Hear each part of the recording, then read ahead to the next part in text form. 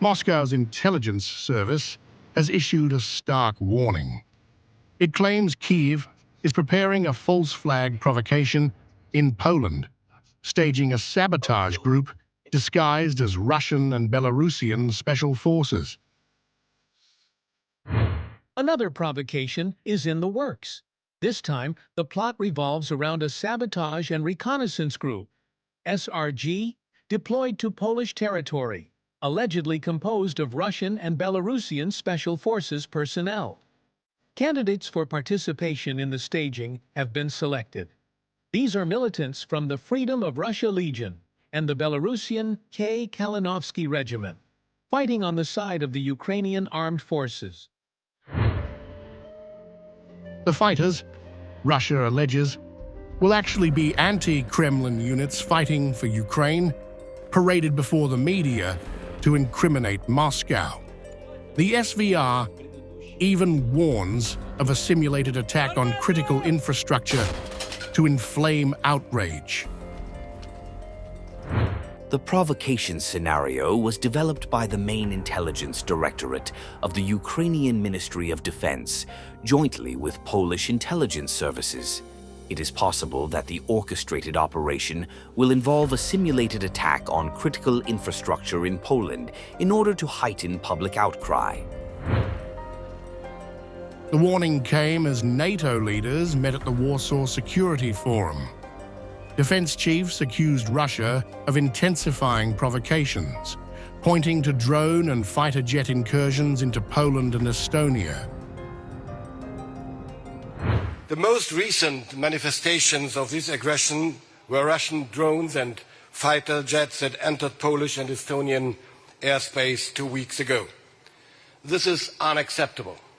It is a violation of international law, and it is an irresponsible provocation in times of already heightened tensions.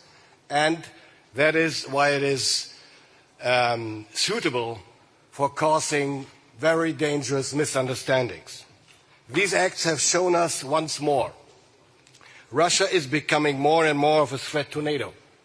It is testing NATO allies with growing frequency and intensity. Pistorius announced new Eurofighter deployments and counter-drone units, but also admitted a painful truth. Europe is weary of Ukraine's war.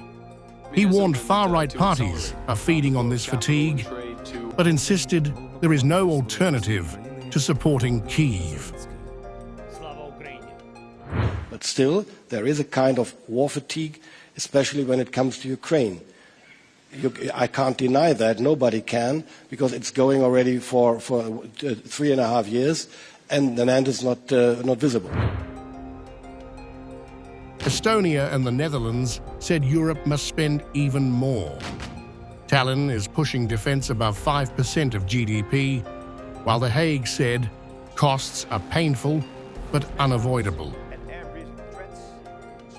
Next year it will be already above 5% in core defense, not 3.5 plus 1.5. So core defense will be 5, and it will go to 5.6 by 2029. If we do not spend it now, then the cost will be much, much higher in the future. But still, it is, of course, it's also painful to either raise taxes or to bring down government costs. Polish Prime Minister Donald Tusk went further, declaring bluntly, "This is our war." He said ignoring Ukraine risks the security of Western civilization. This is a question of security and the survival of the entire Western civilization. This is our war, because the war in Ukraine is just part of this dreadful project that appears in the world from time to time. As Moscow pushes its warnings of staged provocations, European leaders struggled to balance fatigue at home with threats abroad. With Poland calling the war existential, Germany admitting exhaustion, and Russia framing Ukraine as reckless, the real battle may no longer be just on the front lines, but over who controls the narrative of this war and whether Europe can hold its line